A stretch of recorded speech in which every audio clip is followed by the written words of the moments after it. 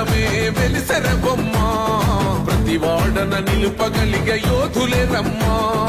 ఒక వాడకి పరిమితమా అంబేద్కరుడు ప్రతి వాడికి హక్కులను పంచిన వాడు తను రాసిండు రాజ్యాంగం దేశం కోసం